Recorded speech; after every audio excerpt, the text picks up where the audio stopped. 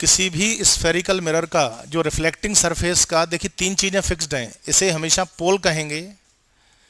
Centre decide करने के लिए बोला था स्केल रख लो, जहां टच हो जाए वो सेंटर, और पी और सी का जस्ट मिड पॉइंट क्या होगा एफ, और सी के पहले क्या है इन्फिनिटी। ये मतलब फिक्स्ड चीज है, इनका कुछ नहीं हो सकता, परमानेंट है। ऑब्जेक्ट की पहली पॉसिबिलिटी बनेगी कि अगर हम ऑब्जेक्ट को यहां रख सकते हैं, अब पास ला रहा है मेरे को ऑब्जेक्ट, इधर ट्रेवल करवानी है। दूसरी सिचुएशन होगी कि इन्फिनिटी और सी के बीच में रख सकते हो। थर्ड पॉसिबिलिटी बन सकती है कि सी पे रखा जाए। फोर्थ है बिटवीन में सी एंड एफ। फिफ्थ आपके पास ये है, और सिक्स्थ लास्ट में ये है। ठीक है, ये छह मतलब ऑब्जेक्ट को ट्रेवल करवाया जाए यहां से, तो ये छह केस हमारे सामने आ सकते हैं। इन केसेस के रे डायग्राम्स बनाने के लिए आपको दो कोडिंग भी दी थी कि अगर कहीं इन्फिनिटी दिखे तो उसका आंसर हमेशा एफ होगा, और एफ दिखे तो इन्फिनिटी। सी है तो सी आएगा, मतलब वो आपस में इंटरचेंजेबल है, एक दूसरे में आपस में बदल सकते हैं। ठीक है, तो कल हमने आपको केस नंबर 1 डिस्कस करा था, इसका दोबारा से एक रे डायग्राम आप देखिए कि कैसे बना था। तब हम आए केस नंबर 2 पे। मैंने एक ऐसा फिगर बनाया था, बन चुका है, दोबारा ना बना है। जब सोर्स इन्फिनिटी पर होता है तो वहां से रेज कैसे आती हैं पैरेलल। मिनिमम हम 2 रेज लेके दिखाते हैं, आती तो बहुत सारी हैं। ज्यादा रेज लेंगे कॉम्प्लिकेशंस बढ़ेंगे, कंजस्टेड होगा, डायग्राम टफ हो जाएगा, दिखाई प्रॉपर नहीं देगा, इसलिए ओनली 2 लो। अब इनमें से देखो कौन सा रूल सेट हो रहा है वो रखें, ये कंपलसरी है, ये विदाउट इनके डायग्राम बनना नहीं है। First only first rule, parallel है तो फोकस से, ये भी पैरेलल है तो फोकस से गई। बस जहां पर 2 रेज मीट करती हैं, मिलती हैं, वही इमेज है। इसी को हम उस ऑब्जेक्ट की इमेज बोलेंगे। जैसे मान लो सन है, यहाँ पे बहुत बड़ा स्पेस है, सन का एरिया, यहां से रेज आई, यहां हमें इतना छोटा दिखेगा, वो दिखता भी है। सन की जो इमेज बनती है वो बहुत छोटे हैं, मून है, सन है, पर वो रियल में उस साइज से मैनी टाइम्स ज्यादा है। मून इतना छोटा नहीं है जितना दिखाई देता है, डिस्टेंस ज्यादा होने की वजह से वो हमें छोटा अपीयर होता है। जैसे कि एरोप्लेन जब ज्यादा ऊंचाई पर उड़ता है तो हमें उसका साइज छोटा है, जैसे जैसे वो आता जाता है पास तो उसका साइज क्या होता है, इंक्रीज होता चला जाता है। सेम वही लॉजिक है, बस एरोप्लेन में क्या डिस्टेंस कम ज्यादा हो सकता है, प्लैनेट्स हैं वो फिक्स्ड है, पोजीशन फिक्स है, अर्थ जहां है वहीं रहेगी, सन जहां है वहीं रहेगा। ठीक है ना, तो ये इमेज है। कंक्लूजन्स क्या लिखे थे हमने, मैंने यहाँ पे शायद आपको लिखवाया भी होगा समझने के लिए कि ये रे डायग्राम बनाते में रूल नंबर फर्स्ट ओबे होगा। मतलब रे डायग्राम में कौन सा रूल लगा है, फर्स्ट नंबर। ये से फर्स्ट में बनाया था हमने, इसे सेकंड में, और इसे थर्ड में। ओनली सिंगल रूल ही क्यों लगा, क्योंकि इन्फिनिटी से ऑल रेज पैरेलल ही आती हैं, लिखवाया भी है कल हमने आपको कि इन्फिनिटी से सभी रेज पैरेलल आती हैं, और पैरेलल में सिर्फ फर्स्ट रूल ही लगेगा। अब जो जितने केस अब जो बचे हुए और हैं 5, टोटल 6 केस हैं, तो उसमें से बचे हुए केसों में 2 रूल लगाना कंपलसरी होंगे, फर्स्ट लगना ही है, इनमें चॉइस है। अगर ये कभी नहीं लग पाता किसी कारणवश तो आप ये लगा लीजिए, और अगर ये नहीं लगेगा तो ये, माने ये आपस में चलेंगे, ये तो कंपलसरी है। ठीक है, ये भी कल बोला होगा कि ऑब्जेक्ट का प्रेजेंटेशन एक straight line with arrow, this is called object. एक ऐसे प्रेजेंटेशन सिंबल है कि यहां कुछ भी हो सकता है, ये तो एक सिंबल है कि ये है। ऑब्जेक्ट उसे कहेंगे जिसे हम खुद देखते हैं। जैसे अभी इस पेन को देख रहे हैं तो पेन ऑब्जेक्ट है, बट आपको या हमें जो दिखाई दे रहा है वो इसका इमेज है, जिसे फोटो कहा जाता है, इमेज। तो हम लोग के आईज में अंदर इमेज बनती है, और जिस चीज को हम देखते हैं वो ऑब्जेक्ट कहलाता है।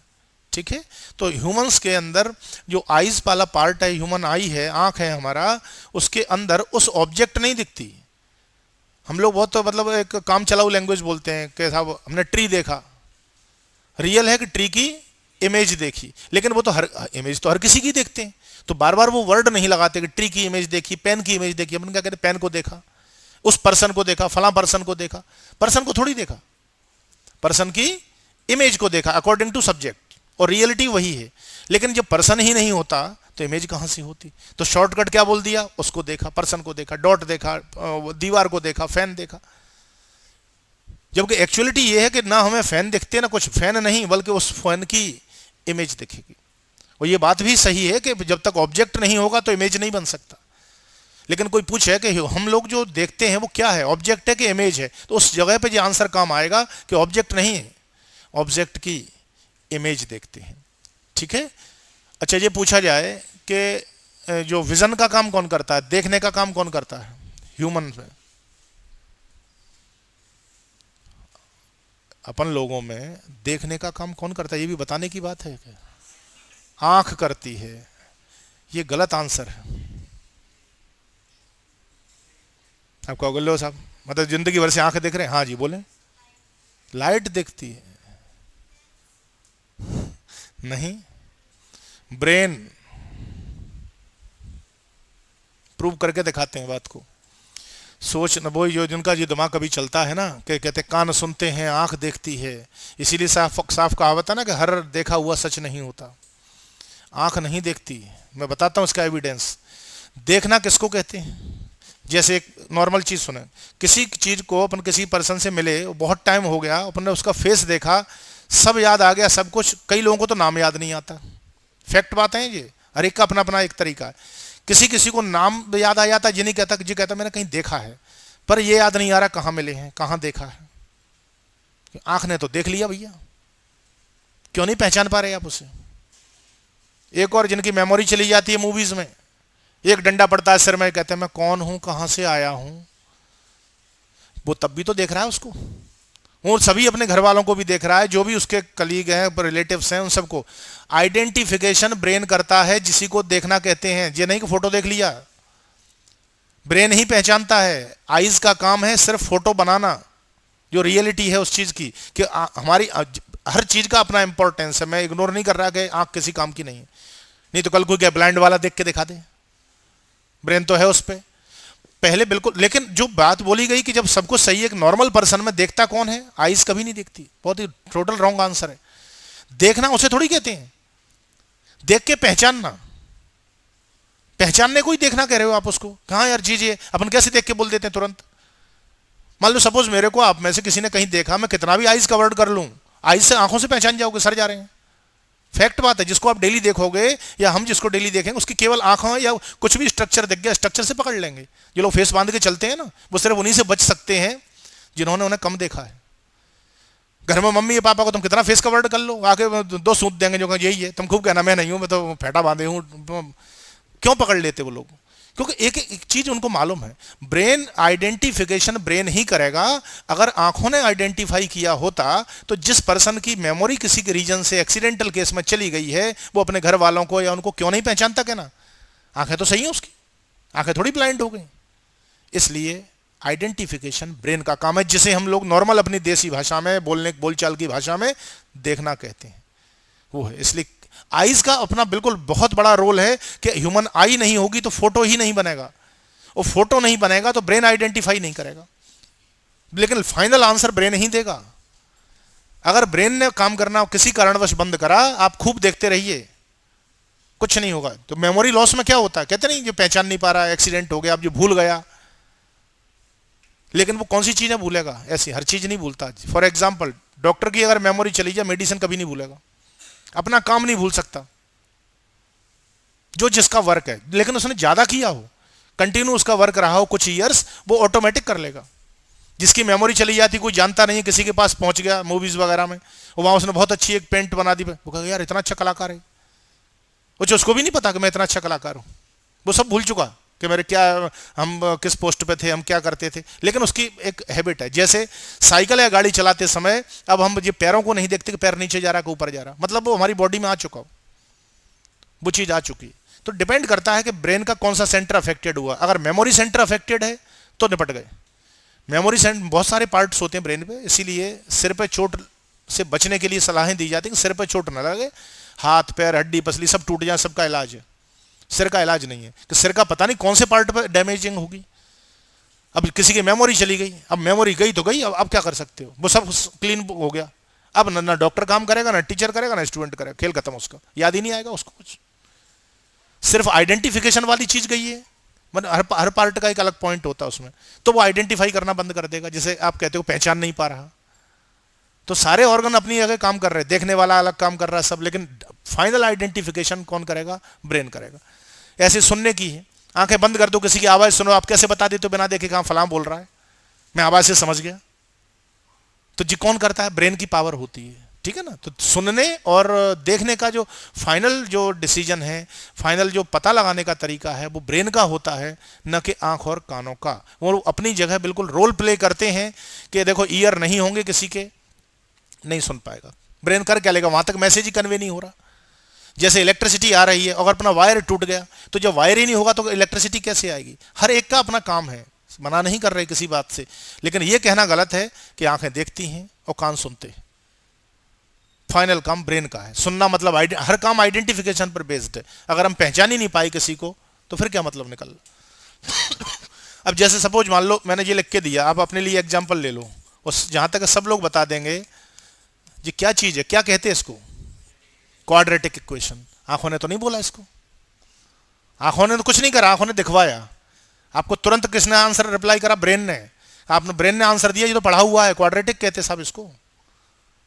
अब यही इक्वेशन तुम ठेले वाले के यहाँ लिख दो जिसकी आंखें हैं, कहना बताइए भैया क्या है, कहेगा क्या कर रहे हो? थोड़ा पढ़ा लिखा हुआ तो कहेगा साहब ए दिख रहा है, बी दिख रहा है और 2 दिख रहा है जाके। तो मेन बात यह है कि अगर ऐसे देखने से सब चीज आ गई होती, वो सिर्फ उनको जितना सिखाया जाएगा ब्रेन उसी को सपोर्ट देगा। जिसने जो चीज नहीं सीखी, अपने को मान लो 2 लैंग्वेज पे कमांड है, सपोज हिंदी इंग्लिश, अभी उर्दू लिखने लगे, क्या समझ में आएगी? ऐसा लगेगा चंदा मामा जैसे जे जे क्या बना के रख दिए ना।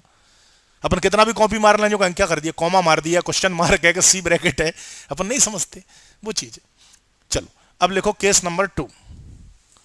केस नंबर 1 हो चुका है और केस नंबर 2। इनके बेटा प्रैक्टिस देखो करो, जरा सा आपका फ्लो टूटा, ज्यादा बार फ्लो टूट जाएगा, सब चीज खराब।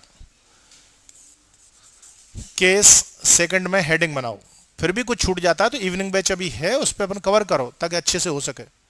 केस सेकंड में हेडिंग डालो, बताओ भैया कहां कहां सिचुएटेड है। 6 केस थे हमने, अगर आपको ध्यान हो तो। कौन से 6 थे? ये तो पी कॉनकेव के ही चल रहे हैं अभी बेटा, ये नहीं भूलना, आपके रजिस्टर पे सब है। एक तो ये था, अब दूसरा केस ये आएगा, तीसरा हम ये डिस्कस करेंगे आज, सब कुछ हो जाएंगे केस 5 और ये 6 1 बाई 1 करके है। ऑब्जेक्ट की मोशन है कि मोशन करते समय कहां कहां जा सकते हैं। जैसे एक रोड है, चलते समय अब अपन यही तो कहेंगे यहां से इसके बाद जिसका नंबर आएगा फिर इसका आएगा, मतलब एक सिस्टमेटिक वे है चलने का तरीका। चलिए केस सेकंड में हेडिंग डालो, व्हेन ऑब्जेक्ट, केस बेटा 1 हो चुका है कल। When object is placed, when object is placed between infinity and C, placed between the, ये लो इंफिनिटी बना दो एंड सी और डैश कर दो। ऑर्डर चेंज करने से कुछ नहीं होना कि सी इंफिनिटी इंफिनिटी, लेकिन फिर भी सीक्वेंस में ही लिखो तो ज़्यादा बेस्ट है, क्योंकि आप ना इसके लिए आप यहाँ देखो, आप जब यहाँ चले देखो बेटा ट्रैवलिंग यूँ है, पहला केस ये सिस्टमेटिक वे में चलो, अब यहाँ आ गए तो मैं ये तो कहूँगा इन्फिनिटी और सी के बीच, बाकी गलत नहीं, आप सी एंड इन्फिनिटी बोल सकते हो। 2 पॉइंट हैं तो बिटवीन में चाहे आप पहले ऐसे बोलो चाहे ऐसे, बट नॉर्मली हम लोग चल ऐसे ट्रेवल कर रहे हैं तो बिटवीन क्या आएगा? इन्फिनिटी एंड सी। चलिए अब इसमें डायग्राम बनाओ, सेंटर में चालू करो। 7 लाइन में मिरर, 5 या 7, 5 से नीचे मत जाना, बीचों बीच एक ही डायग्राम बनेगा, सिंगल फिगर से, बातें मत करो।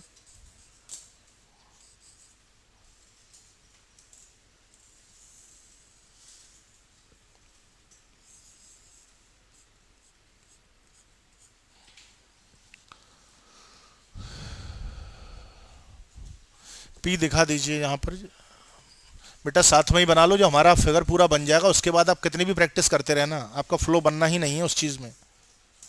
भले ही फेयर पे डायरेक्ट नहीं बनना भैया, रफ पे बनाओ, इसका फिर एक ही ऑप्शन है, फिर घर पे फिर फेयर करो, यहाँ बना सकते हो यहाँ बना लो। भैया सी कैसे डिसाइड करें? पहले मिरर बनाओ जल्दी से 5 लाइन में, पॉलिश इमीडिएट पीछे बैक साइड, मेरे साथ साथ बनाओगे आपको भी थोड़ा समझ प्रॉपर आएगा।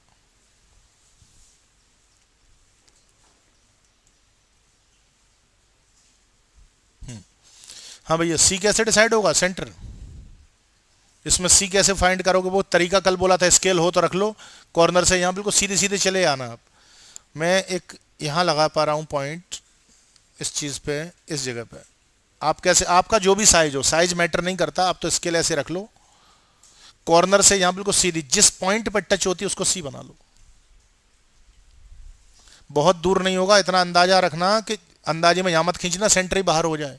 उसका एक तरीका होता है कि अगर हम इसे कंप्लीट करें तो वो हमें सेंटर ही दिखाई देगा। तो अप्रोक्सीमेशन का तरीका यही है, उसका अप्रोक्स मेथड ये छोटे फिगर में दिखा देता हूं। जैसे ये है, हम स्केल को एक ऐसे रखेंगे यूं, जिस जगह टच होगी कहना वही सी है, और सी और पी का मिड पॉइंट हमेशा एफ होगा, ऑलवेज, नो एक्सेप्शन। ये सी हो गया, बेटा बातें मत करो, ये भन भन जो कर रहे हैं। लीजिए, अब यहां पर बताइए ऑब्जेक्ट कहां, ये तो अभी एक नॉर्मल स्ट्रक्चर बना जो हर क्वेश्चन के डायग्राम में इतना तो बनेगा ही। अब ऑब्जेक्ट पहले इन्फिनिटी पर थी, हम उसे शो नहीं कर सकते इन्फिनिटी को, तो इसलिए पैरेलल रे आते हुए दिखा दी। अब ऑब्जेक्ट को दिखाएंगे, और ऑब्जेक्ट दिखाने का जो एक तरीका है हम लोगों का नॉर्मल, वो ये है, स्ट्रेट लाइन विथ एरो, और इसकी जो फाइनल हाइट है इससे ऊपर नहीं जानी चाहिए, इसके अंडर में रहना चाहिए, थोड़ा सा अंदर मत, इतनी हाइट लो कि रेज खींचे। मैं रेज खींच के दिखा देता हूं, देखो अगर मैं यहां से रे डालूं, बेटा प्लीज ध्यान से, रेज अगर मैं इंसिडेंट करूं तो ऐसे कहीं हिट करे, पैरेलल रे, और थोड़ा हाइट और भी बढ़ा सकते थे जरूरत पड़ने पर, सफिशिएंट है, बनाओ। मिरर से ऊपर साइज ना जाए, थोड़ा साइज ऐसा रखो कि बड़ा रहे ऑब्जेक्ट, लेकिन मिरर से ओवर ना जाए। इस पर एरो साइन लगाइए, और इसका नाम हम लोग हमेशा ए बी नाम से रख लेंगे, और इसका नाम है ऑब्जेक्ट। ये प्रेजेंटेशन आना चालू हो गया, जहां से रेज स्टार्ट होती हैं, शुरू होती हैं, चलती हैं, उसे हम क्या नाम देते हैं, ऑब्जेक्ट। एरो लगा दिया। अच्छा अब बताओ, फर्स्ट रूल मस्ट है, डिस्टर्ब बिल्कुल मत बैठो, देखो अगर समझना है तो, वैसी रटंत लगानी है तो आप जानो, है ना, कुछ ठीक ठाक काम करना है तो सुना करो बातें। पैरेलल रे कंपलसरी, तो पैरेलल बताओ कहां से, रूल के अकॉर्डिंग कहां से जाएगी पैरेलल, फोकस से, तो पैरेलल चली, और इसी पॉइंट से स्केल का प्रॉपर यूज करते हुए हम लोग इसको कहां से पास करवा देंगे, एफ से। चलिए करिए, बिल्कुल आराम से बनाओ, कोई जल्दीबाजी नहीं, ताकि डायग्राम प्रैक्टिस आ सके।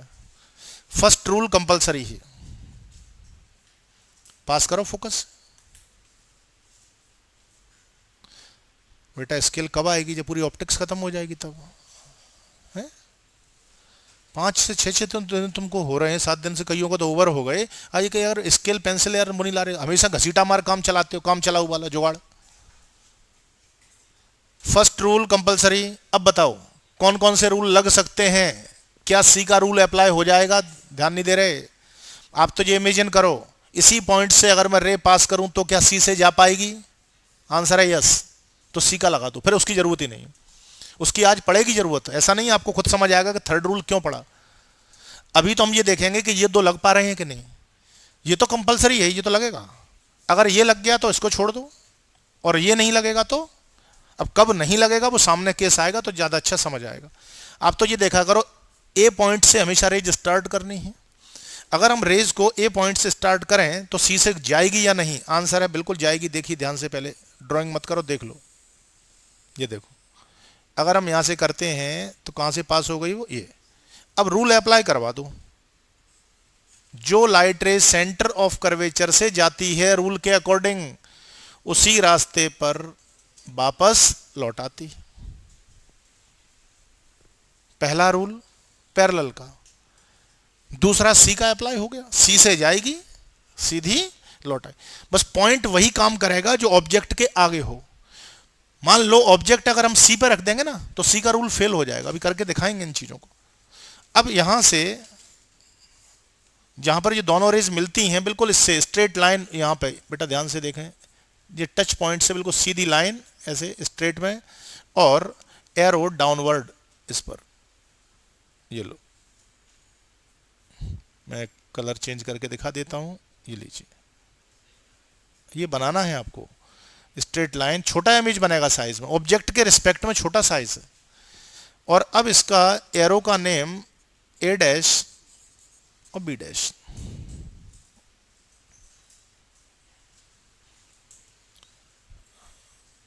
बिल्कुल सीधी लाइन होंगी। ऑब्जेक्ट और इमेज हमेशा स्ट्रेट वे में दिखाई जाती है। अच्छा, ए डैश क्यों दिया नाम, वो भी सुनिए कि ए डैश हमने क्यों रखा। एरो का नाम ए है, बेटा ध्यान दो, एरो का ए है तो ये इसकी इमेज है, और ये इन्वर्टेड इमेज है क्योंकि ये ऐसे था, अब ये ऐसे हो गया। आप देखो उल्टा है, इसके रिस्पेक्ट में ये उल्टा है फोटो, उल्टे को इन्वर्टेड कहते हैं। इन्वर्ट का मतलब है कि जो अप है वो डाउन में आ जाएगा और डाउन है वो अप में, वाई एक्सिस पलट जाती है, जैसे ये है, ये ऐसा देखना ही इन्वर्टेड फोटो है। इन्वर्ट रियल है क्योंकि रे कहीं पे भी डैश डैश नहीं है, एक्चुअल रेज है, और रियल है इसलिए इन्वर्टेड है। कल लास्ट में जाते जाते मैंने एक बात बोली थी उसमें केस 1 में कि रियल इमेज होगी तो हमेशा इन्वर्टेड होगी, उसका एविडेंस है ये कि रियल है इसलिए इन्वर्टेड दिखेगी। Real image always inverted. बस केस नंबर 1 में जो इमेज बनी थी उसका जो डिजाइन है वो स्फेरिकल था, गोल। अब इसको ओ को आप पलट भी दोगे तब भी आपको ऐसा ही दिखेगा। किसी ओ लेटर को हम आपसे कहें कि उल्टा बना के बताओ तब भी वही है। कुछ लेटर ऐसे हैं जिनमें सिमिट्री है, फॉर एग्जांपल एच, पलट दो आप कैसे भी पलट लो, ऊपर नीचे एच ही रहेगा। आई, ओ, एक्स, माने इस टाइप की जो चीजें हैं वो तो ढूंढोगे आप, कम से कम 11 लेटर निकलेंगे अल्फाबेट्स में, 11 लेटर्स ऐसे आ जाएंगे जिनमें को आप इंटरचेंज करने पर भी वो वैसे ही अपीयरेंस देते हैं। अब कोई बॉल है, बॉल का फोटो बनेगा, स्फेरिकल है, आप कैसे भी बना लो तब भी। तो जब इन्वर्टेड बनती है तो हमें फील नहीं हो पाता, महसूस नहीं हो पाता कि इन्वर्ट है, लेकिन हुई है, यहां भी तो हुई। अब ये क्यों ट्रेस हो गया, क्योंकि ये स्फेरिकल नहीं था, इसलिए हमने लोगों ने तुरंत पकड़ लिया कि भैया इसका एरो ऊपर है और इसका एरो नीचे है। तो ऑब्जेक्ट के रिस्पेक्ट में जो इमेज बनी है वो इन्वर्टेड है, पहली बात। साइज में छोटी है ऑब्जेक्ट से, और कहां पर फॉर्मेशन हो रहा है, सी और एफ के बीच में हो रहा है। कोड वर्ड से आप आंसर जरा ट्रेस करो कि हमारा ऑब्जेक्ट किसके बिटवीन है। बेटा देखो, इंफिनिटी एंड सी, यही तो रखा है ये। इसको देखो जी, बीच में वाइट है, इधर इंफिनिटी है इधर सी है, तो इंफिनिटी और सी के बीच में है। बताओ आंसर, आंसर निकालने का तरीका। जो ऑब्जेक्ट इंफिनिटी पे है तो एफ एंड, जरा देखना क्या एफ और सी के बीच में आ रही है इमेज, आ रही है, मतलब आंसर फिगर सही है। हम लोगों ने क्रॉस चेक कर लिया, उसको आइडेंटिफाई कर लिया कि ये जो बना है वो बिल्कुल सही बना है, क्योंकि आंसर आना चाहिए था between infinity and C, sorry C and F, sorry between C and F, और आ भी रहा है। साइज अभी देख सकते हैं आप, ऑब्जेक्ट के कंपेयर में कोई भी देख के बता देगा छोटा साइज है, लेंथ वाइज छोटा है।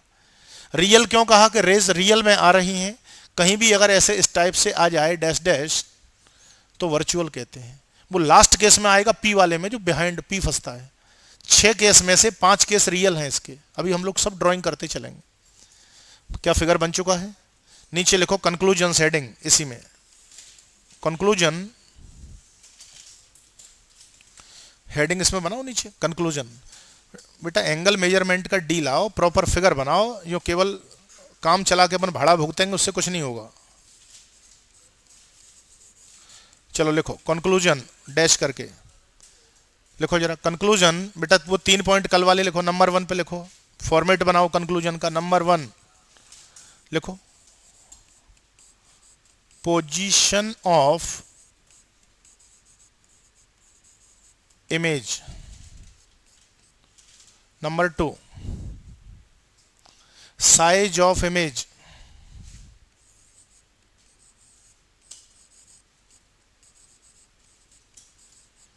और थर्ड में क्या लिखा था, वो जो कल लिखा है वही फॉर्मेट चलेगा ना, नेचर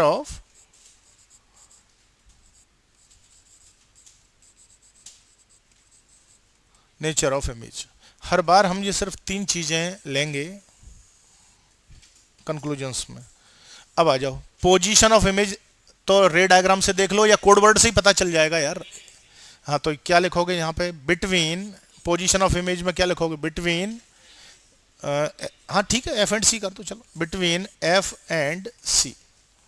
बिटवीन में फर्क नहीं पड़ता, आप आगे पीछे कर लें, बस ऑब्जेक्ट का सीक्वेंस देख लो। मैंने वहां लिखा इंफिनिटी एंड सी, तो इंफिनिटी का एफ, आपको 2 कोड बोले तो हैं, ऑब्जेक्ट में बोला वो मैंने ये बोला ऑब्जेक्ट यहाँ है तो इसका आंसर आएगा एफ, सॉरी इंफिनिटी एंड सी है तो एफ एंड सी, सी का सी पे बनता है, इंफिनिटी का एफ पे बनता है। तो पोजीशन ऑफ इमेज क्या हो गई, between F and C. Size बताओ जरा भैया देख के, स्मॉलर देन ऑब्जेक्ट, ऑब्जेक्ट के कंपेयर में छोटा है, लिखो यहां smaller than object.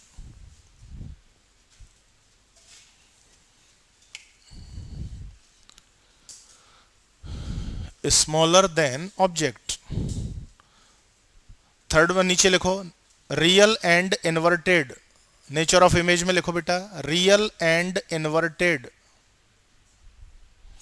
Real and inverted, full stop. क्या ये तीन बातें आप रे डायग्राम से देख पा रहे हैं? यहां पे देखिए क्या बोला, ऑब्जेक्ट इन्फिनिटी सी के बीच में है तो इमेज हमारा बनेगा एफ और सी के बीच में। पोजीशन क्लियर हो गई कि यहां पे बनेगा।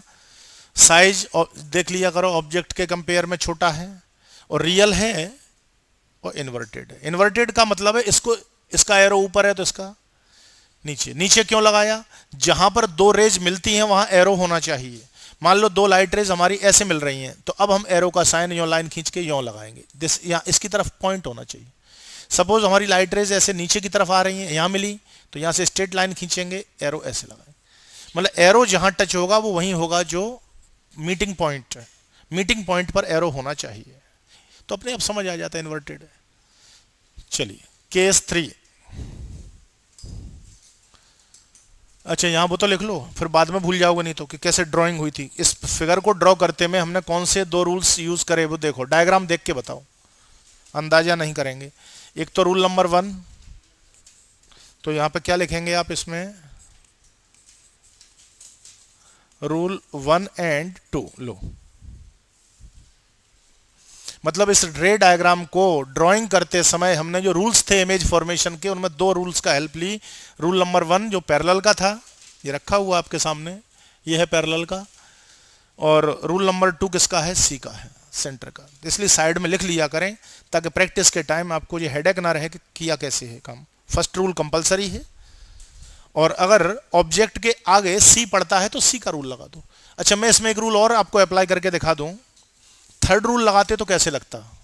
भाई साहब आप मत बनाओ, देखो यहां मान लो कोई कहे सर अब तो थर्ड रूल अप्लाई करना चाहते, तो लग तो सकता है क्योंकि ऑब्जेक्ट पीछे है और पॉइंट आगे है। तो ये बताओ यहां से अगर मैं थर्ड अप्लाई करूं, वो रखा सामने, फोकस से होकर जो रेस जाती है वो कहां से आफ्टर रिफ्लेक्शन कैसी हो जाएगी बेटा? ये लो, मिलेगी भाई, कुछ भी चेंजेस नहीं हुए, इसकी जरूरत है नहीं हमको, तो बता दिया आपको अप्लाई करके कि अब खुद ही देखो कॉम्प्लिकेशंस बढ़ी, 3 रेज हो गई, अननेसेसरी रेज खींच रहे हैं, उसमें लगे हुए हैं 2 रेज बस मस्ट है, कोई सी भी 2, फर्स्ट कंपलसरी है, इनमें से चॉइस है हमारे पास जो आसानी से हो। वो तो आपको अप्लाई करके दिखाया कि अगर फोकस का रूल अप्लाई करते तो कैसे होता, कहना ऐसे ही होता, वो उसी जगह मिलेगी, कोई फर्क नहीं पड़ा। सी ने भी वहीं इमेज बनाई, एफ के रूल ने भी वहीं पर इमेज बना दी, है ना। तीनों रूल लगाना कंपलसरी नहीं है। चलिए केस 3, थर्ड केस में कहां आएगा बताओ भैया? ऑब्जेक्ट कहां रखा है? देखो जो ऑब्जेक्ट की पोजीशन है ये देखिए, अब थर्ड नंबर पोजीशन क्या बनेगी यहां पर? ये हो चुका, ये हो चुका, अब कौन सा आएगा? सी। लिखो हेडिंग केस थर्ड में, व्हेन ऑब्जेक्ट इज प्लेस्ड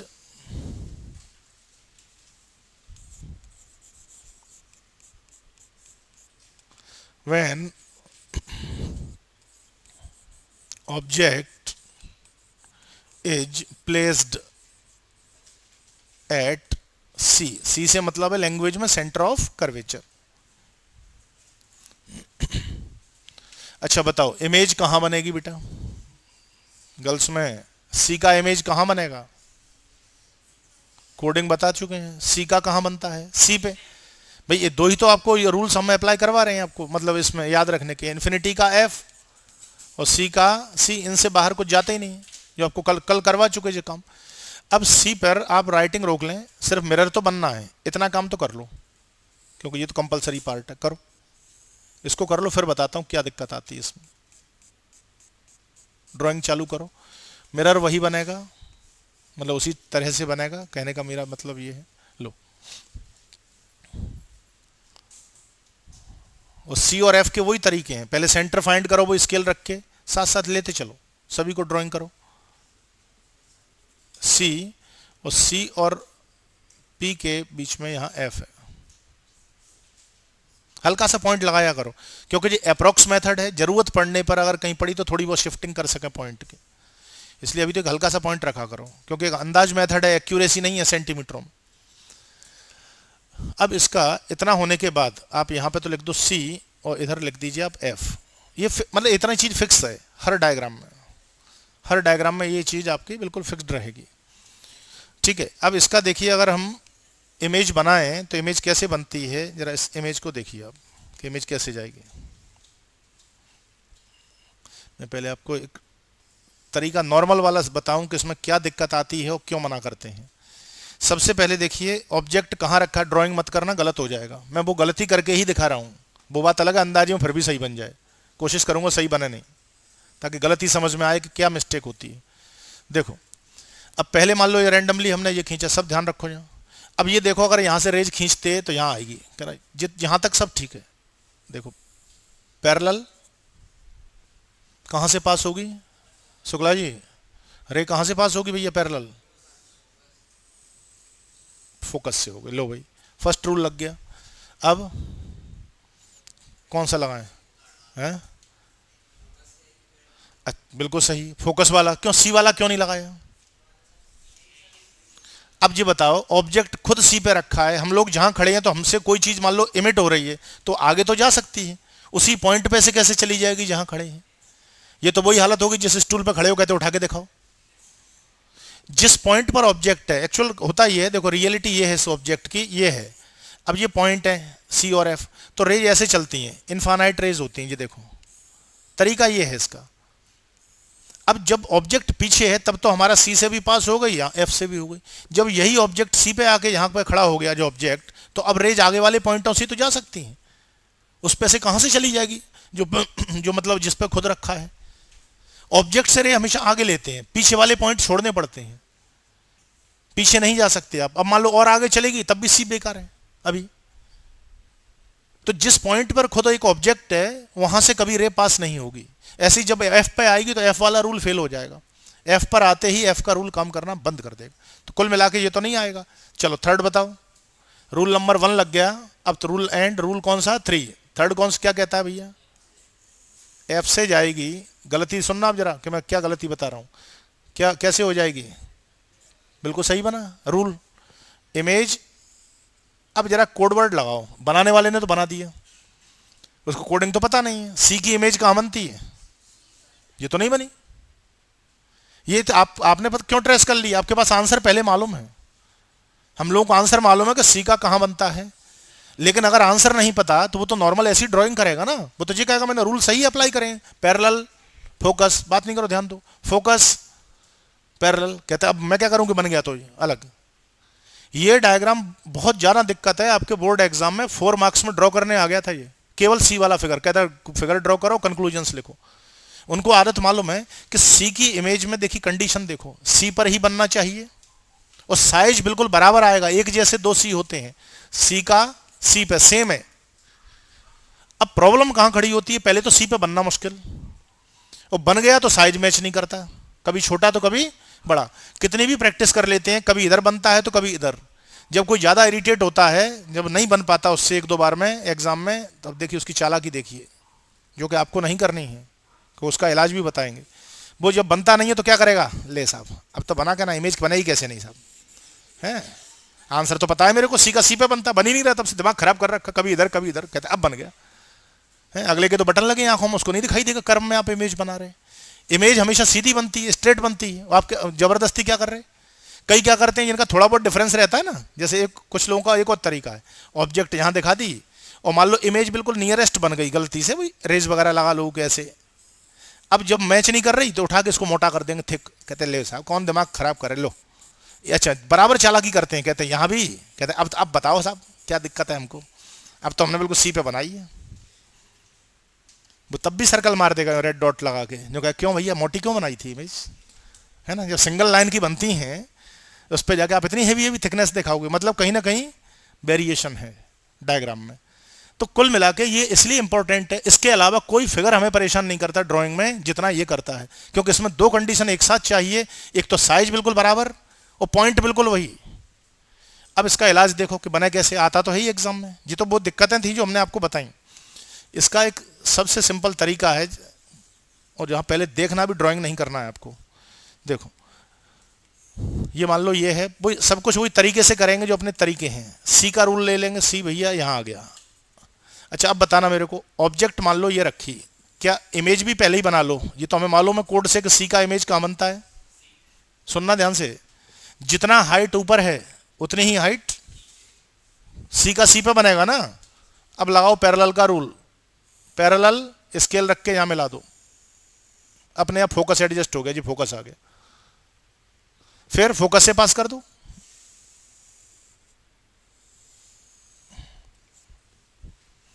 कितना भी लेंस से देख ले मिला के, जो कहेगा बहुत खतरनाक प्रैक्टिस करिए साहब, डिफरेंस नहीं आ रहा है। डिफरेंस तो तब आए जो आने दें, पहले ही बना के बैठ गए आंसर को। कहते ले भैया जितना बड़ा ऑब्जेक्ट उतनी बड़ी इमेज। आप पे तो लाइनें होती हैं, मान लो 3 लाइन में ऑब्जेक्ट है ऊपर, तो 3 में ही इमेज चली गई। अब कहां से डिस्टर्ब होगी, अब तो रेस खींचनी है। स्केल जो रखो ऐसी स्केल रखो कि यहां टच हो जाए, बस कहना वही फोकस है हमारा, तो अपने यहाँ फोकस वगैरह सब सेट हो गए। और अगर ये काम चालाकी का नहीं करा तो समझ लो अब चाहे 10 बार बना लेना, वो नहीं बनेगा। वो एक ही कंडीशन में बनेगा जब बिल्कुल फोकस और सेंटर के मिड पॉइंट पे हो। अगर आधा सेंटीमीटर का भी डिफरेंस आ गया तो रेज आधा सेंटीमीटर लेफ्ट राइट हो जाएगी। और ये तभी तो मोटा बनाते हैं वो, उनको ये तरीका नहीं बताते। वो कहते हैं वो तो ऐसे रूल लगा दो अपने आप बन जाएगी। अपने आप जो कुछ नहीं हुआ आज तक, बन कहाँ से जाएगी? फिर उसको थिक करते फिरते हैं, और थिक करोगे तो कोई भी समझदार आदमी पकड़ लेगा कि जो आपने इतनी थिकनेस क्यों दी थी, कि कहीं आपका आधा एक सेंटीमीटर वेरी कर रहा है। तो अब कैसे काम करेंगे वो, चलो बनाओ साथ में। अब अपन साथ साथ लेंगे उसको, फिगर को। वो जो मिरर आपने बनाया था, चलो साथ में ये लीजिए आप 7, आप 6, 5 या 7 में जो बनाते हैं बनाइए, लीजिए। ये तो एक कॉमन चीज है, मतलब इतना तो रहेगा ही। बेटा बात नहीं करो, बात करते हो तुम, सुनते नहीं, इधर से हम बोलते उधर से तुम आपस में बोलते। सी फाइंड कर लो भाई, कॉर्नर ट्रिक से लगा के। ये हमारा सी है, और पहले ही ऑब्जेक्ट और इमेज पहले ही बना लो बराबर साइज की हाइट में। ये लो, हाँ जी ये वाला बनेगा। ऑब्जेक्ट है उतना ही बड़ा इमेज आप बनाइए।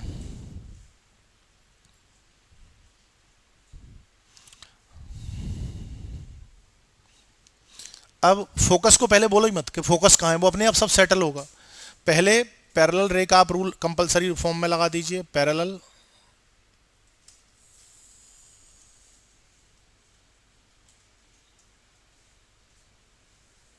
फोकस से अप्लाई करते चलो साथ साथ, अपने आप ये फोकस सेट हो गया, अपने कुछ करना ही नहीं पड़ेगा। बस तरीके से बनाओगे और प्रैक्टिस करोगे तो सारी चीज़ें हैं। अब घर पे जाके देखोगे ही नहीं। कई लोग छुट्टी मारते हैं, उनको दिक्कत आती है उस चीज़ में, फिर कहते समझ नहीं आ रहा। तो ऐसे तो नहीं आएगा। मैं फर्स्ट डे से एक ही बात समझा रहा हूँ, ऐसे नहीं हो पाएगा 12th का। जैसे आप चाह रहे हो छुट्टी मार लें, चाहे जब प्रकट हो जाए। चलो अब कौन सा रूल फेल है यहाँ पे? सी वाला फेल, क्योंकि ऑब्जेक्ट खुद कहाँ पर सिचुएटेड है? सी पे। तो अब सी से तो रे जा नहीं सकती। ये बताओ, मैं यहाँ खड़ा हूँ तो मेरे से जो रेज निकलेंगी वो आगे तो जाएंगी, उस पॉइंट पे कैसे जा सकती हैं जहाँ पे कि हम खड़े हुए हैं? अब थर्ड रूल अप्लाई कर दो। थर्ड रूल इसीलिए बनाया गया है फोकस वाला कि जब सेकंड काम ना करे तो हम थर्ड पे आ जाएं। चलो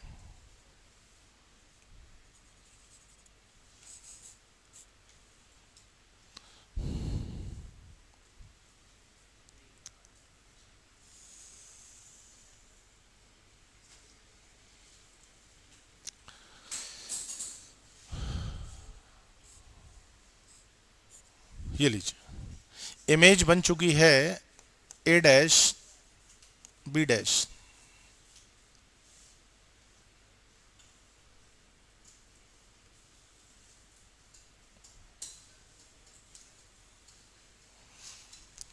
सेम साइज की होगी और वहीं बनेगी जहां उसकी एक्यूरेट पोजीशन। एरोज नहीं भूलना है आते समय। इंसिडेंट में देखिए ध्यान से, इंसिडेंट में डाउन एरो जाएंगे ऐसे, यहां से शुरू होती हैं रेज ऐसे, रिफ्लेक्शन के बाद ऐसे।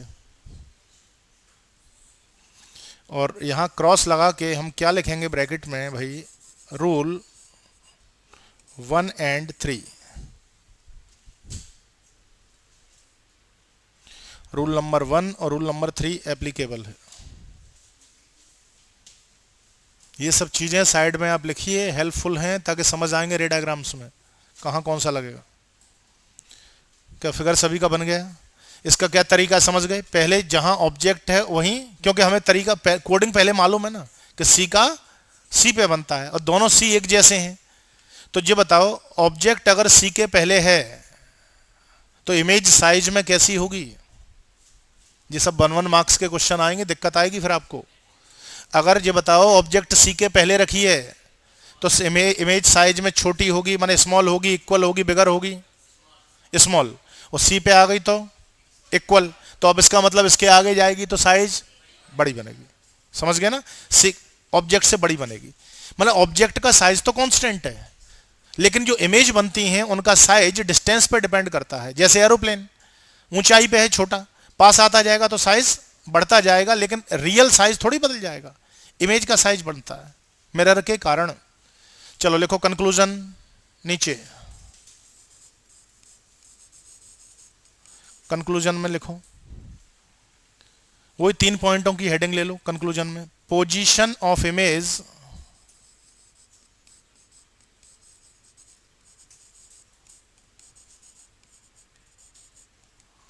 पोजीशन ऑफ इमेज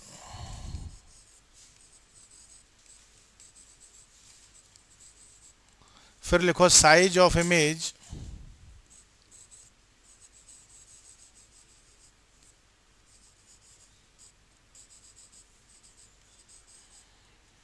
और nature of image. Position of image, size, हाँ बिल्कुल सही। क्या बोला? एट कैपिटल सी, मतलब सेंटर ऑफ, देख आप डायग्राम देखिए, आपको पूरे के पूरे कंक्लूजन्स। आ जाओ बेटा आगे आ जाओ, चलो शुक्ला जी के बगल से आ जाओ इधर। हाँ आ चलो, यहाँ बैठो, यहाँ थर्ड वाले में, इधर या इधर में से तुम्हें यहाँ ठीक लगे, इधर बैठना है, इधर या सेंटर में। चलो चलो साइज बताओ बेटा इमेज का। इक्वल किसके इक्वल है? देखो सब दिखेगा हमें, मतलब ये एक्चुअली रे डायग्राम में जो बारीक चीजें होती हैं वो ये और ये बिल्कुल सिमेट्रिकल मैच होना चाहिए। तो पहले तो एट सी साइज में लिख लो, साइज वाले में लिख लीजिए आप। इसमें साइज में ये लिखो same as that of object, language ठीक से लिखो, same as that of object, same as that of object, same as that of object. और इधर लिख लो रियल एंड इन्वर्टेड। नेचर में क्या लिखोगे? Real and inverted. Nature of image में लिखिए real and inverted, real and inverted. Arrow लगने हैं रेज पे, नहीं सारे रेज डायग्राम जीरो हैं। आपसे कहते हैं रफ पे यहाँ बना लो पेज पे, एक पे नहीं मानते, करते वही हो जो मन में आता है, फिर कहोगे सब हो तो सब हो गया, होच पहुँच हो रही है, समझ नहीं आ रहा। बात मानो मत, दवा खाओ मत, डॉक्टर को बुरे लगाते रहो, बैठे बैठे लगाते रहो, उससे क्या होगा?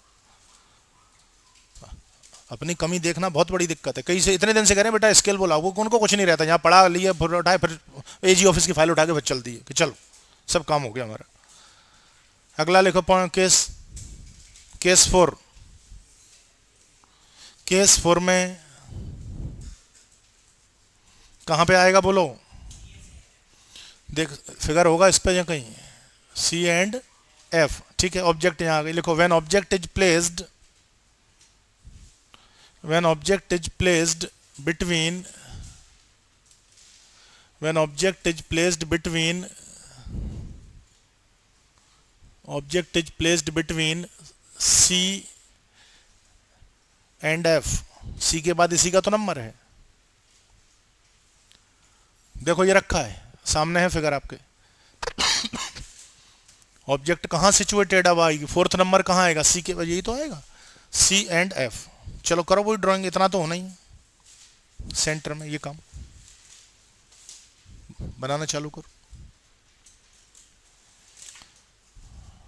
फिगर ड्राइंग कीजिए।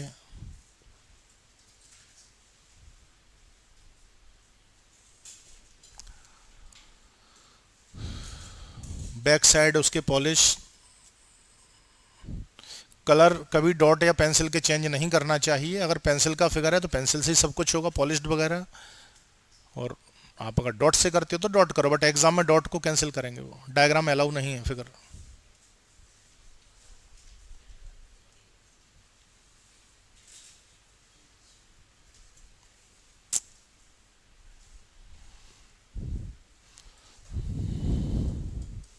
सी का टेक्निक तो वही, अंदाजे मत पॉइंट लगाना, वो स्केल रख के, नहीं सारे फिगरों के पूरी सिमेट्री खराब हो जाएगी।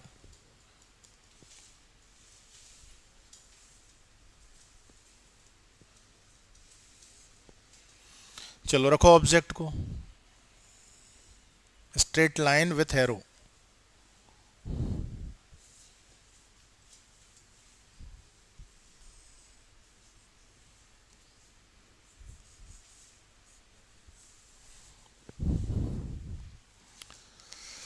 चलो रूल अप्लाई करें, मिरर से बड़ा ऑब्जेक्ट ना जाए, इसका भी ध्यान देना है।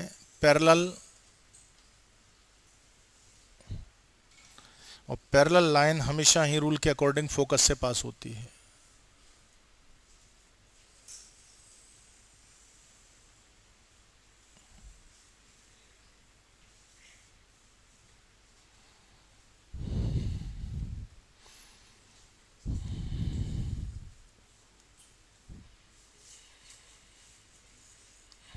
चलिए एरो लगाएं, आते समय, रिफ्लेक्शन के बाद जाते समय। सेंटर दो कहाँ है, सेंटर तो एक ही है। अब बताओ कौन सा रूल अप्लाई होगा भैया? फोकस का लगा दो, ठीक है, फोकस वाला रूल अप्लाई कर देते हैं इसमें, है ना। फोकस से जाएगी तो पैरेलल हो जाएगी।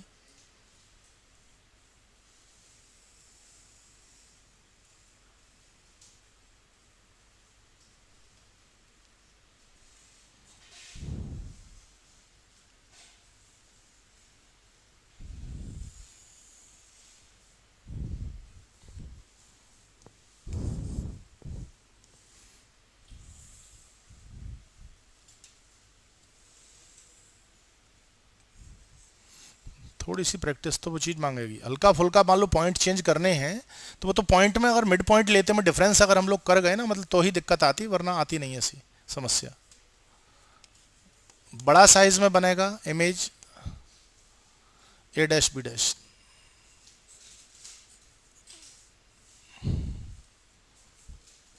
और इसके नेम हम दे देंगे वही ऑब्जेक्ट के ए बी।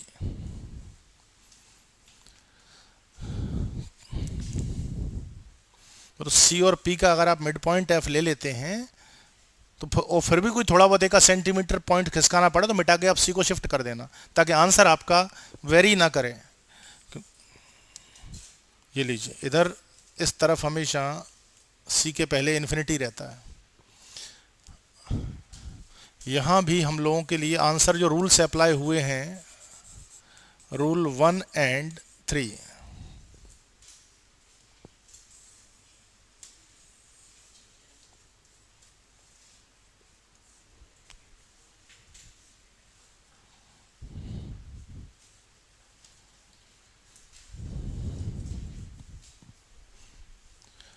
रे डायग्राम तभी गलत होगा जब ये मिड पॉइंट नहीं होगा पीओसी का।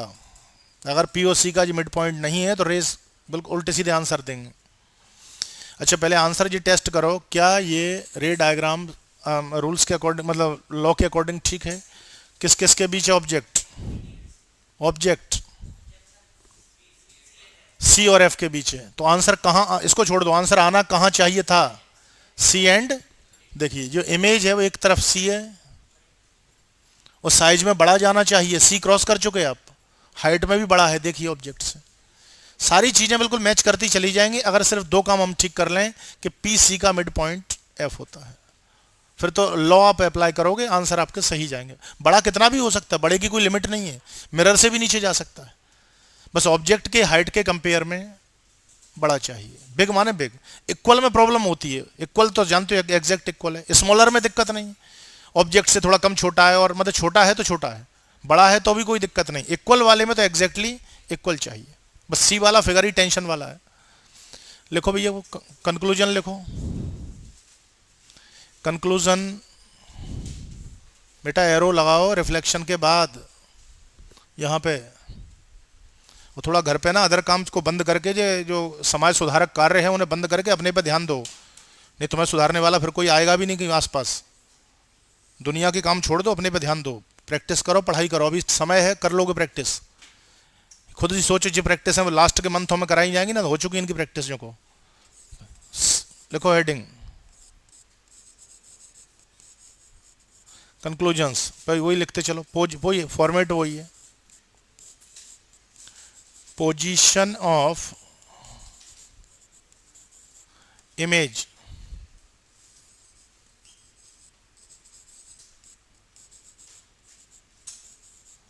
साइज ऑफ इमेज,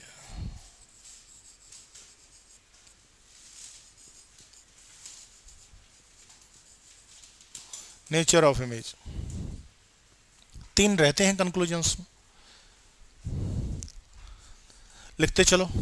पोजीशन किस किस के बीच में ले हुए, पोजीशन ऑफ बिटवीन, कहाँ गया भाई, क्या था उसमें, सी एंड एफ था ना, between C and infinity. Position of image, size बता दीजिए, बिगर देन ऑब्जेक्ट लिखो।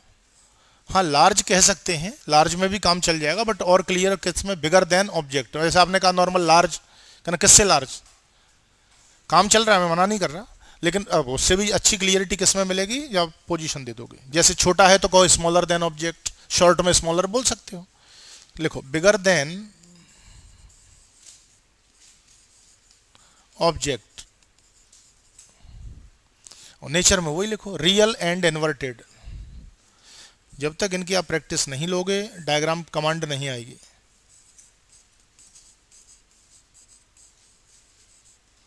Real and inverted. अच्छा ये बात लास्ट पॉइंट इसमें डायग्राम में देख के बताओ कि रियल इन्वर्टेड है या नहीं है। रियल क्यों कहा, रेज रियल में आ रही है, मतलब कहीं भी डैश डैश में नहीं है। इन्वर्टेड इसलिए कि इसका एरो अपवर्ड है और इसका कहाँ है, डाउनवर्ड है। इसका अपवर्ड है और इसका डाउनवर्ड है, ठीक है। ये प्रिंसिपल एक्सिस है, ये सेंटर लाइन, इसमें अपवर्ड है, ये डाउनवर्ड है। और आंसर हमारे पूरे टैली हो रहे हैं। जो कोडिंग थी कि सी और एफ के, सी और इन्फिनिटी के बीच बनेगा, जब हम सी को क्रॉस कर गए तो साइज अब बढ़ना ही है। सी के पहले रहते हैं तो साइज छोटे रहते हैं, सी पे बराबर साइज बनता है, इक्वल साइज, और सी के बाद जो होंगे वो बिगर होते चले जाएंगे, पास ऑब्जेक्ट एक्चुअली मिरर के पास आ रही है, तो जैसे जैसे ऑब्जेक्ट हमारे क्लोज्ड आएगी, एरोप्लेन हमारे पास आएगा, तो साइज तो उसका बढ़ेगा। लेकिन ह्यूमन आई में तो एक लिमिट है, मिरर में ऐसा कुछ नहीं है। मिरर में तो ये जितना क्लोज्ड होगा उतना ही वो है, जिसे हम लोग लेंस की लैंग्वेज में जूम करना कहते हैं। पास से फोटो लो बहुत बड़ा आएगा, दूर से लोगे तो क्लियरिटी कम रहेगी। ये मिरर है, तो मिरर में हम पास आएंगे तो ये सब सारे ऑब्जेक्टिव्स आपको मिलेंगे कि सी के पहले है तो साइज बताओ, सी पर है तो बताओ, सी के बाद बताओ। नेक्स्ट केस लिखो भाई, कोई कहीं डाउटफुल चीज लिख लेना भैया, ये कि इसको ड्राइंग करते समय इन दो रूल्स की हेल्प ली गई है, फर्स्ट और थर्ड, रूल 1 एंड 3। बाद में शो नहीं करना है, क्रॉस लगा हुआ है, ये बाद में ये बात नहीं लिखी जाएगी। चलो अगला लिखो, कौन सा आएगा पोजीशन, फोर्थ वाली लिखो। व्हेन ऑब्जेक्ट इज प्लेस्ड, कुछ रह गया हो, मैं डायग्राम सब सेव किए हूँ, अभी लास्ट में रुक जाना, आप जिसको डिस्प्ले कहोगे कर देंगे, पर थोड़ा करना सीखो आप इनको। चलो केस नंबर कौन सा, 5 है, कौन सा है, 5 होगा, टोटल 6 तो केस हैं। केस 5 में लिखो, व्हेन ऑब्जेक्ट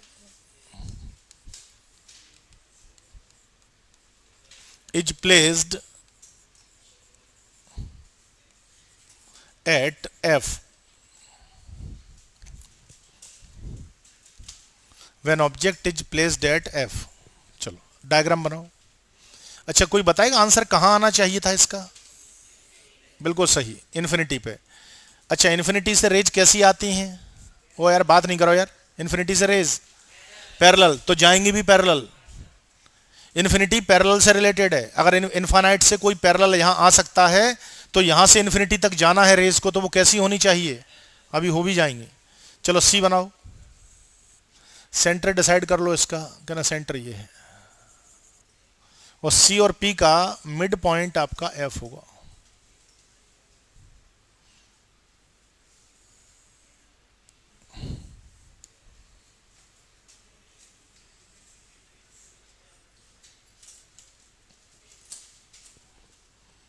इसमें ऑब्जेक्ट बहुत ज़्यादा बड़ा मत लेना, नहीं ड्राइंग में थोड़ी आपको प्रॉब्लम कर सकता है।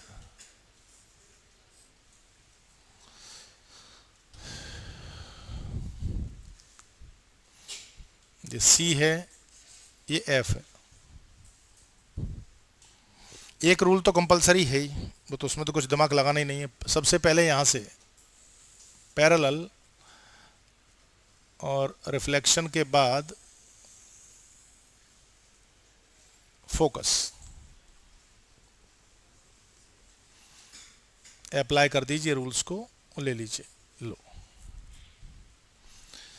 जहां से रेज चलना शुरू होती हैं उसे ऑब्जेक्ट कहा जाता है, उसे हम लोग ऑब्जेक्ट बोलते हैं जहां से रेज स्टार्ट होती हैं। तो ये जो है ये ऑब्जेक्ट है। एरो लगा दी। चलो, अच्छा अब बताओ कौन सा रूल यहां फेल हो गया? सी का, एफ का, पैरेलल का, कौन सा फेल? थर्ड रूल फेल है, वो फोकस खुद ही फोकस पे बैठा है। अच्छा, सी पे आ गई थी तो सी वाला रूल ने काम करना बंद करा। अब किसने करा? अब मजबूरन आपको सेकंड लगाना पड़ेगा। और कैसे होगा सुनिएगा। यहां ऑब्जेक्ट से रेज ऐसे चलेंगी, मेरा हाथ देखो ऐसे, और रिफ्लेक्शन के बाद सी से जाएंगे। करके दिखाते हैं आपको कि कैसे जाएगा। देखो, यहां से जाएगी और वापस लौट के आ जाएगी रेज। सी की शिफ्टिंग अगर लेनी पड़ती है, क्योंकि हम अंदाज वाली टेक्निक से कर रहे हैं, बारीक पॉइंट है, जरूरत पड़े दाएं बाएं थोड़ा कर सकते हो, पर रे डायग्राम में कोई कंजूसी नहीं। जैसे देखते हैं,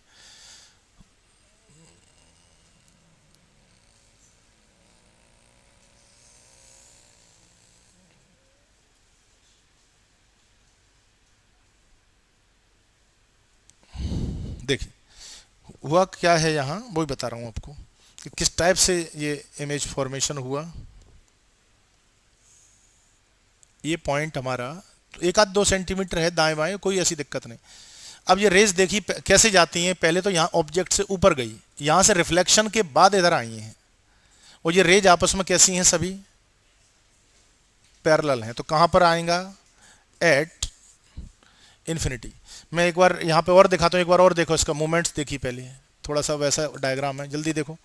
एफ पे रखा है ऑब्जेक्ट, प्लीज ध्यान से, पैरेलल, फोकस। अब यहाँ से रेज स्टार्ट होंगे, देखते रहना जरा। ऐसे गई यहाँ से ऑब्जेक्ट से ऊपर, टकरा के वापस आई और रिफ्लेक्शन के बाद यूँ चली गई। अब ये रिफ्लेक्टेड रेज आपस में पैरेलल हैं, इसलिए कहाँ मीट करेंगी? इन्फिनिट। अब मान लो किसी गलती से आपका सी का निशान यहाँ लग गया, कोई दिक्कत नहीं, उसको रब कर दो, यहाँ पर सी बना दो। 1-2 सेंटीमीटर वो ट्रेस ही नहीं कर पाएंगे। वो लोग इन पर फोकस्ड होते हैं, और मानना भी उनका सही है। वो जी कहते हैं अगर ये पॉइंट गलत चूज करे होते तो एग्जैक्ट रास्ता कैसे आ गया। इसलिए फिर वो ना सेंटीमीटरों में दिमाग लगाएंगे ना किसी में, वो कोई नहीं देखेगा, क्योंकि अगर इनमें गलतियां होती हैं तो रे गलत हो जाती हैं। रेज का शेप, और रेज का शेप सही है, मतलब सब कुछ सही है। तो इसलिए जरूरत पड़ती है अगर हमें शिफ्टिंग की, थोड़ा बहुत सी को आगे पीछे की कर सकते हो। इसीलिए मैंने कहा बहुत बारीक पॉइंट लगाया करो, कर दो, ये वाला बनेगा।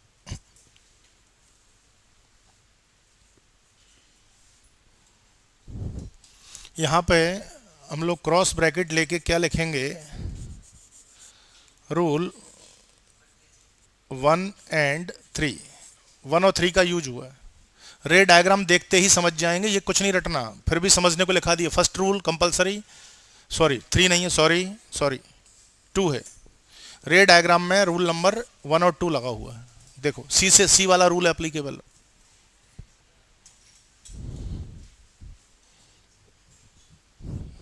जितनी अच्छी प्रैक्टिस इनकी आप शुरू में कर लोगे, आपके लिए बहुत बेनिफिशियरी है। लास्ट में कुछ नहीं होना, मतलब अगर पहले प्रैक्टिस नहीं की हुई है बाद में नहीं हो पाएगी। लिखो कंक्लूजन, लिखो, उसमें क्या है, ये लिख लेना भैया एट इन्फिनिटी करके। चलो कंक्लूजन्स में लिखो। इसके बाद इसमें बहुत थोड़े थोड़े डायग्राम्स हैं, मैक्सिमम डायग्राम का पार्ट इसका हो चुका है। कंक्लूजन्स लिखो वही, पोजीशन ऑफ इमेज, दूसरा लिखो बेटा साइज ऑफ इमेज, और थर्ड है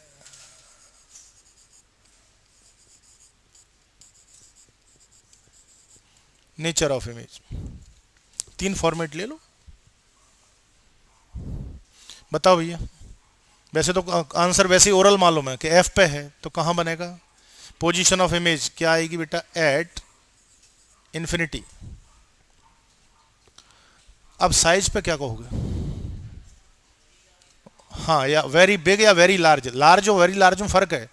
आप नॉर्मल बोलेंगे तो एक कहेंगे बड़ा है, एक कहेंगे बहुत बड़ा है, तो खुद ही डिफरेंस समझ आ रहा है। इन्फिनिटी से बड़ा कुछ हो नहीं सकता ना, इन्फानाइट। तो वेरी बिग, बहुत बड़ा साइज है, सबसे बड़ा इमेज यहीं बनता है, वेरी बिग। अच्छा ये बताओ, इमेज वो रे रियल है कि वर्चुअल है? कैसे पता चला? अगर ऐसे हों ड्राइंग में, अगर हम इस टाइप से शो कर रहे होते कहीं, तो इसे क्या बोलते हैं? वर्चुअल। ये सब रजिस्टर पे लिखे हैं, लेकिन जिन्होंने पलटा नहीं है या नहीं पढ़ रहे हैं वो अभी भी देखो, मानो ज़्यादा दिन हो गए, चैप्टर सब खराब होंगे। रियल हमेशा इमेज इन्वर्टेड होती है, पर इमेज क्यों नहीं बना पा रहे? क्योंकि इन्फिनिटी के लिए पैरेलल कंसेप्ट है कि कहीं से आ रही हैं तो मान लो कि वो ऑब्जेक्ट इन्फिनिटी पर होगी, और कहीं से रेज जा रही हैं तो भी ये माना जाएगा कि वो कहाँ जाएंगी? सीधी सीधी इन्फिनिटी पर, और वहीं इमेज बनेगी। पैरेलल रे को हम कभी इंटरसेक्ट नहीं करवा सकते, बस यही एज्यूम करा जाता है कि जब इन्फिनिटी आएगी तो इमेज बनेगी।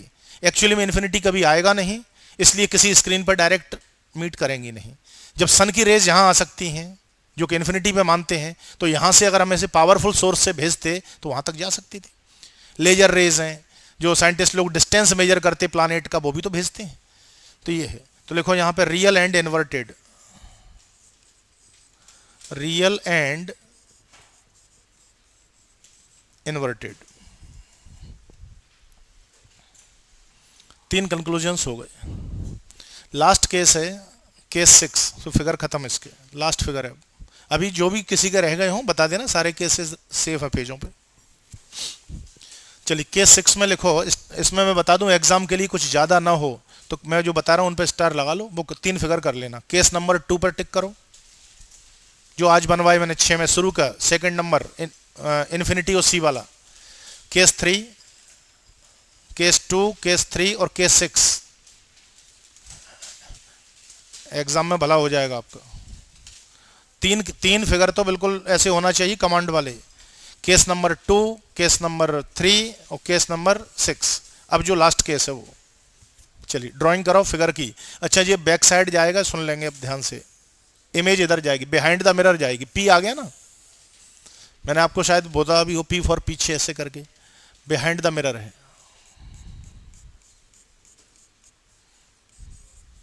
चलो ड्राइंग करिए, पीछे इमेज पीछे ही जाएगी उसके।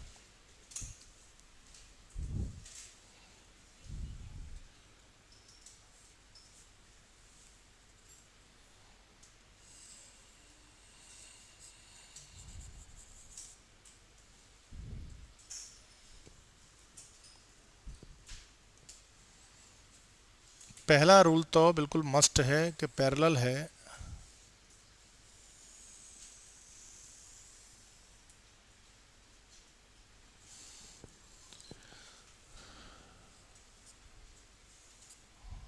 ये लीजिए, फोकस है, सेंटर भी यहीं।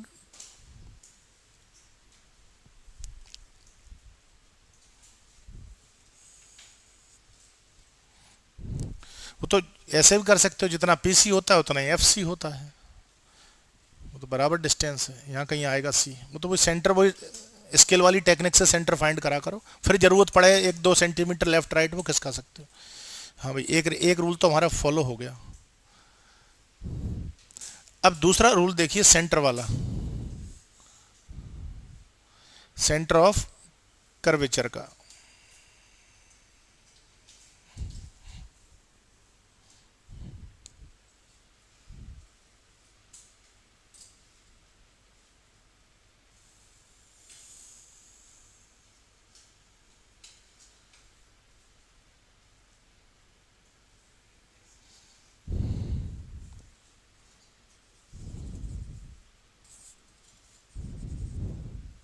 देखो 1 मिनट सुनना, पैरेलल नहीं है अभी ड्राइंग, थोड़ा जान आपको लगे तो रोक लो भले ही।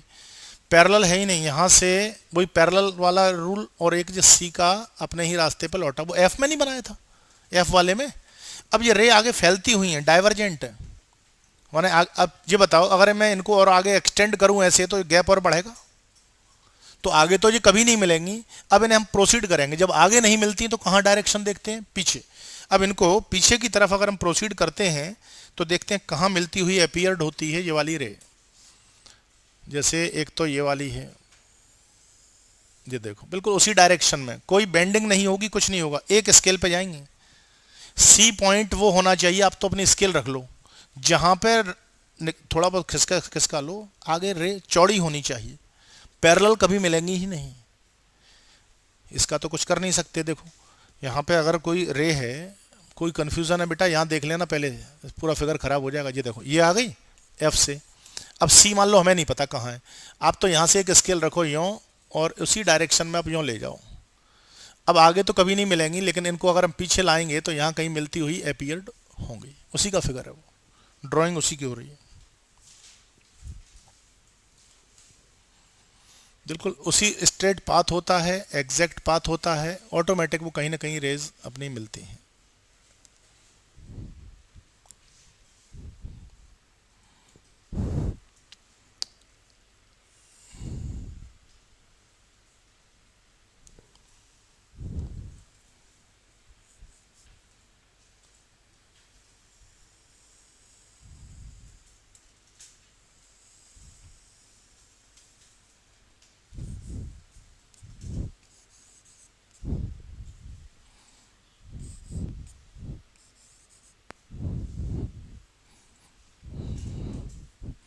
और ये जो रेज हैं डाइवर्जेंट हैं,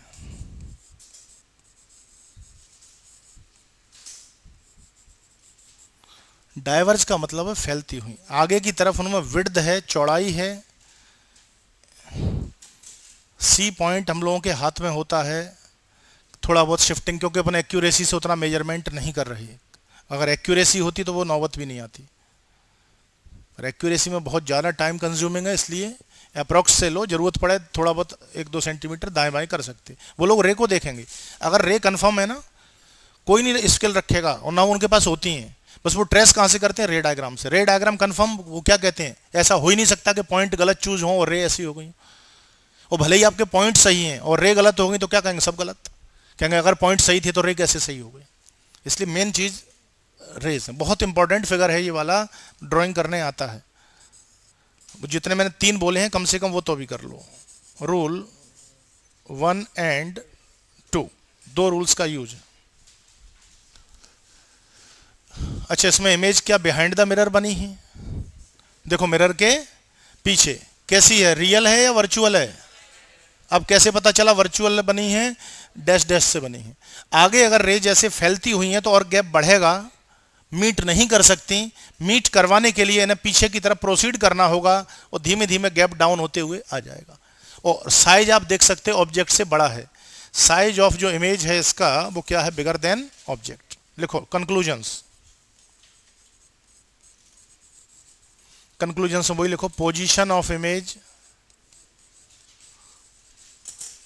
पोजीशन ऑफ इमेज, दूसरे पर नीचे लिखो साइज ऑफ इमेज, और लास्ट है नेचर ऑफ इमेज।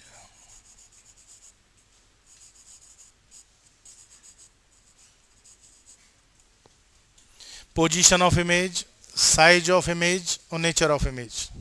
चलो लिखो पोजीशन में, बिहाइंड द मिरर लिखना भाई यार, क्यों तुम लोग इकट्ठे बैठते हो जहां कुछ काम ही नहीं करते हो। जरा सी दिन प्रेशर हाई हो जाता है उसमें जाके।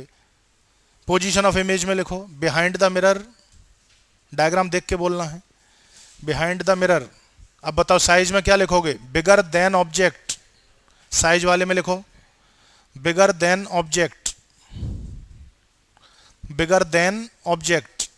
और लास्ट में क्या लिखोगे, virtual and direct, virtual and direct, VIRTUAL, VIRTUAL, virtual and direct. ठीक है, कंप्लीट हो गया ये।